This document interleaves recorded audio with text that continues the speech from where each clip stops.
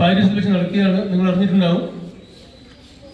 ഈ കഴിഞ്ഞ 26-ാം തീയതി തുടങ്ങി ഓഗസ്റ്റ് 11-ന് അവസാനിക്കുന്ന രീതിയിൽ 200-ൽ പരം ലോകരാജ്യങ്ങൾ പങ്കെടുക്കുന്ന വലിയൊരു കായിക മാമാങ്കം നടന്നുകൊണ്ടിരിക്കുന്നു.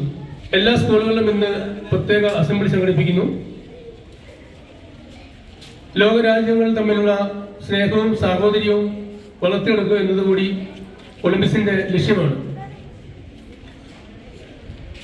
നമ്മൾ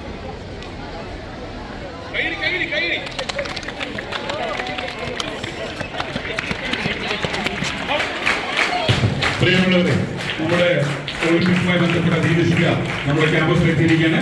അനേഷ് പറഞ്ഞത് നമ്മുടെ സീനിയർ അധ്യാപകനായ ദിനേശ് സാറാണ്. നല്ലൊരു കൈയടി. പാരീസ് ഒളിമ്പിക്സിന്റെ ചിഹ്നം പ്രഖ്യാപിച്ചുകൊണ്ട് ഇതാ ദീപശിഖ തെളിയിച്ചിരിക്കുകയാണ്. നല്ലൊരു കൈയടി.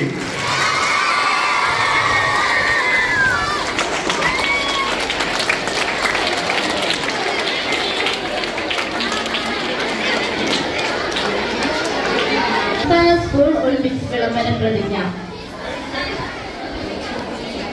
പാരീസ് ഒളിമ്പിക്സിന്റെ ആരംഭത്തോടെ ലോകമാകെ കായിക ലഹരിയിലായിരിക്കുകയാണ്.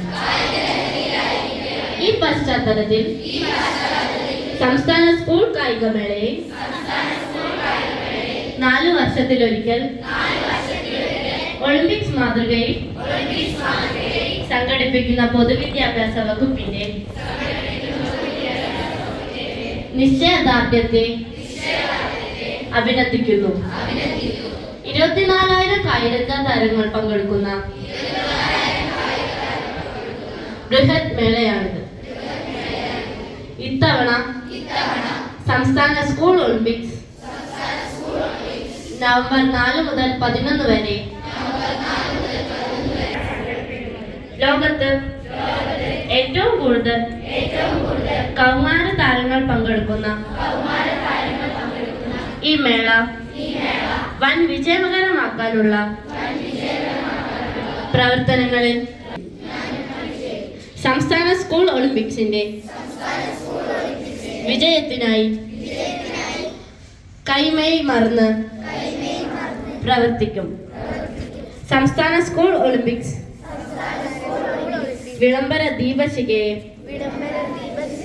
ഞാൻ അഭിവാദ്യം ചെയ്യുന്നു. ഈ ചരിത്ര മുഹൂർത്തത്തിന്റെ ഭാഗമാകുന്ന കായിക താരങ്ങൾക്ക് മുൻകൂർ വിജയാശംസകൾ നേരുന്നു. ഒപ്പം